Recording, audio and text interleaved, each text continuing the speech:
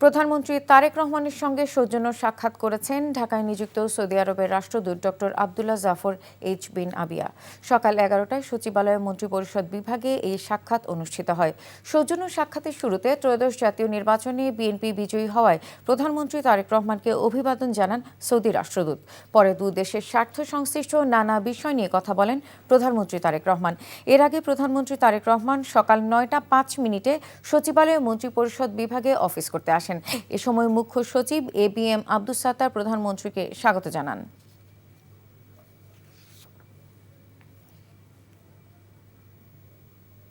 এখন পিরিয়ড হোক রেগুলার বা হেভি, প্রয়োজন মতো কনফিডেন্স আছে রেডি। Play with confidence.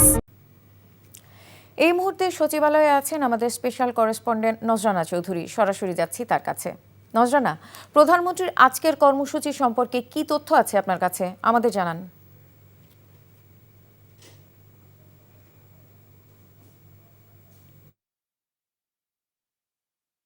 যে ইতোমধ্যে কিন্তু প্রধানমন্ত্রীর সাথে ঢাকায় নিযুক্ত সৌদি রাষ্ট্রদূত দেখা করেছেন এবং তিনি বেরো হয়ে গেছেন।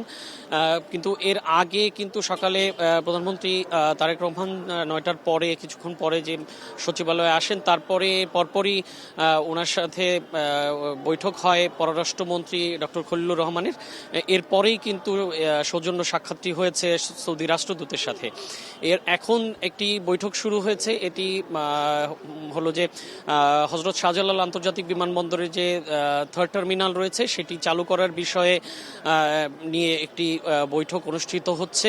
ইতোমধ্যে কিন্তু আমি সিভিল এভিয়েশনের চেয়ারম্যান, অর্থমন্ত্রী, অর্থ প্রতিমন্ত্রী এবং বেসামরিক বিমান চলাচল ও পর্যটন মন্ত্রী আফরোজা খানম রিতা এবং অর্থমন্ত্রী আমির খসরু মাহমুদ চৌধুরী, ওনারা ইতোমধ্যে ক্যাবিনেট ডিভিশনে এসেছেন এবং প্রধানমন্ত্রীর সাথে এই বিষয়ে বৈঠক চলছে।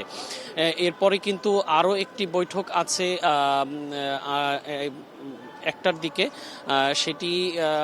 সেই বৈঠকে এলজিআরডি মন্ত্রী মির্জা ফখরুল ইসলাম আলমগীর, স্বরাষ্ট্রমন্ত্রী সালাউদ্দিন আহমদ এবং আইনমন্ত্রী ডক্টর আসাদুজ্জামান এবং প্রধানমন্ত্রীর দুই উপদেষ্টা মির্জা আব্বাস এবং নজরুল ইসলাম খান, ওনারা এই বৈঠকে যোগ দিবেন। তো আমার কাছে এই বৈঠকটি মনে হচ্ছে এটি একটি হয়তো দেশের রাজনৈতিক পরিস্থিতি নিয়ে এই বৈঠকটি হওয়ার কথা, যেহেতু এলজিআরডি মন্ত্রী, দলের মহাসচিব এবং সালাউদ্দিন আহমেদ স্থায়ী কমিটির সদস্য, দলের রাজনৈতিক মুখপাত্র হিসেবেও কাজ করেন উনি। তো সেই ক্ষেত্রে মনে হচ্ছে যে মূলত দেশের রাজনৈতিক পরিস্থিতি নিয়েই হয়তো আলোচনা হবে, সামনের দিকে বাংলাদেশের রাজনীতি কিভাবে চলবে না চলবে সেই বিষয়ে। পার্লামেন্টের যে প্রথম অধিবেশনটি হবে সরকার গঠন করার পর, সেটি নিয়েও হয়তো আলোচনা হবে এই বৈঠকে। সর্বশেষ একটি বৈঠক কিন্তু দুপুর 2টায় শুরু হওয়ার কথা আছে, সেটি স্বাস্থ্য মন্ত্রণালয় সংক্রান্ত একটি বৈঠক। প্রধানমন্ত্রীর সাথে বৈঠক করবেন স্বাস্থ্যমন্ত্রী এবং স্বাস্থ্য প্রতিমন্ত্রী।